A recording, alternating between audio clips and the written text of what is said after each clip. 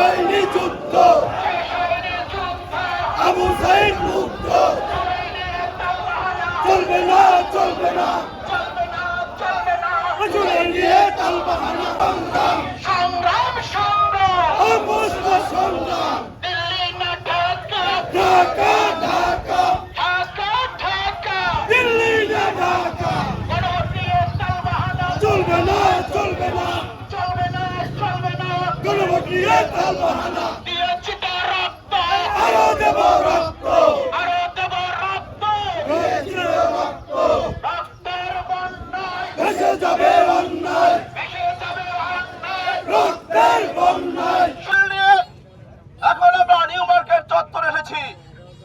আপনারা জানেন 70% লোক গণভোটে হায়ের পক্ষে ভোট দিয়েছে।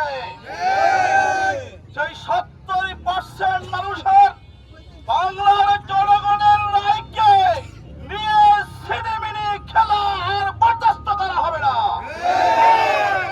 তাই আমরা 36শে জুলাই যে যুদ্ধে অবতীর্ণ হয়েছিলাম, যদি আবার এই গণরায় বাস্তবায়ন না করা হয় তাহলে আরেকটি 36শে জুলাই অপেক্ষা করবে।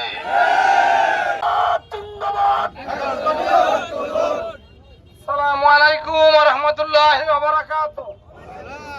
সম্মানিত পটুয়াখালীবাসী, আপনারা জানেন সারা বাংলাদেশের সকল জেলায় আজকে 11 দলের উদ্যোগে বিক্ষোভ সমাবেশ চলছে। তার এই ধারাবাহিকতায় পটুয়াখালী জেলায় আমরা এতক্ষণ বিক্ষোভ মিছিল করেছি। জনগণ দেখেছে আমাদের দাবি। এই সরকারকে এখান থেকে জানিয়ে দিতে চাই, 70% ভোট পেয়েছে, আপনারা পেয়েছেন মাত্র 30%। আরো যারা ভোট দিতে যায় নাই তারা কিন্তু জুলাই সনদের পক্ষে। সারা মানুষ আপনাদের ধিক্কার দিচ্ছে। কোন এক সময় আপনাদের এক নেতা বলেছিল জুলাইয়ের সাথে আমাদের কোনো সম্পর্ক নাই। আপনারা হা ভোট চেয়েও আবার হা ভোটের বিরোধিতা করছেন। আমি এই সমাবেশ থেকে মুনাফিকি চরিত্র থেকে ফিরে আসার জন্য আপনাদের আহ্বান জানাই। এই দেশের মানুষ এখন সচেতন। সেই আগের যুগ নাই যে আপনারা যা ইচ্ছে তাই করবেন, যা ইচ্ছে তাই বলবেন।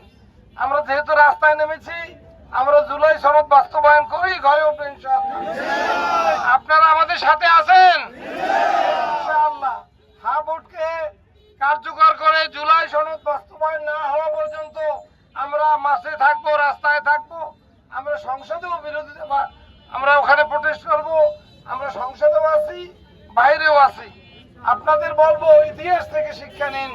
বাস্তবায়ন করতে হবে, অবিলম্বে জুলাই সনদ বাস্তবায়ন করতে হবে, বাস্তবায়ন করতে হবে, অবিলম্বে জুলাই সনদ, জুলাই সনদ নিয়ে তালবাহানা চলবে না চলবে না, চলবে না চলবে না, গণভোট নিয়ে তালবাহানা, গণভোট নিয়ে তালবাহানা চলবে না চলবে না,